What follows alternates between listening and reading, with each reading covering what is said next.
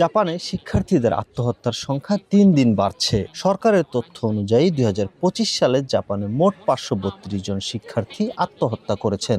১৯৮০ সাল থেকে এখন পর্যন্ত এটি সর্বোচ্চ সংখ্যা। এর মধ্যে ৩৫২ জন উচ্চ মাধ্যমিক, ১৭০ জন নিম্ন মাধ্যমিক এবং ১০ জন প্রাথমিক বিদ্যালয়ের শিক্ষার্থী ছিলেন। বিশ্লেষণে দেখা যায় সাম্প্রতিক বছরগুলোতে নারী শিক্ষার্থীদের মধ্যে আত্মহত্যার হার বেশি। বিশেষ করে ২০২০ সালের পর থেকে এই প্রবণতা ধারাবাহিকভাবে বাড়ছে। গত বছর সব বয়সের ক্ষেত্রেই নারী শিক্ষার্থীর সংখ্যা পুরুষদের তুলনায় বেশি ছিল। ১৯ বছর বা তার কম বয়সী শিক্ষার্থীদের আত্মহত্যার প্রধান কারণ হিসেবে উঠে এসেছে পরীক্ষায় খারাপ ফলাফল, ভবিষ্যৎ নিয়ে অনিশ্চয়তা এবং মানসিক চাপ। বিশেষজ্ঞরা বলছেন সামাজিক চাপ ও একাকিত্ব এই সংকটকে আরো বাড়িয়ে দিচ্ছে।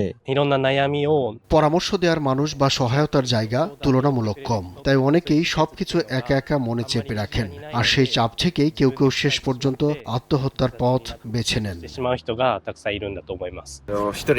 অনেক সময় বন্ধু বানানোর সুযোগ হাতছাড়া হয়ে গেলে মানুষ একাই থাকতে অভ্যস্ত হয়ে যায় এবং গভীর একাকিত্ব অনুভব করে। আমার মনে হয় এই একাকিত্ব ও মানসিক কষ্ট থেকেই অনেকে হতাশায় ভুগে আত্মহত্যার মতো সিদ্ধান্ত নিয়ে ফেলে। এই পরিস্থিতি মোকাবিলায় সরকার পরামর্শ সেবা বাড়ানো, মানসিক স্বাস্থ্য সহায়তা বৃদ্ধি এবং শিক্ষা প্রতিষ্ঠানে সচেতনতামূলক কার্যক্রম জোরদার করার মতো পদক্ষেপ নিচ্ছে। বিশেষজ্ঞদের মতে শিক্ষার্থীদের মানসিক সুস্থতা নিশ্চিত করতে হলে পরিবার, সমাজ এবং শিক্ষা প্রতিষ্ঠান সবাইকে একসাথে সমন্বিতভাবে কাজ করতে হবে, নতুবা এই সংকট আরও গভীরতম হতে পারে। জাপানের টোকিও থেকে মোহাম্মদ শাকিল মাহমুদ, সময় সংবাদ।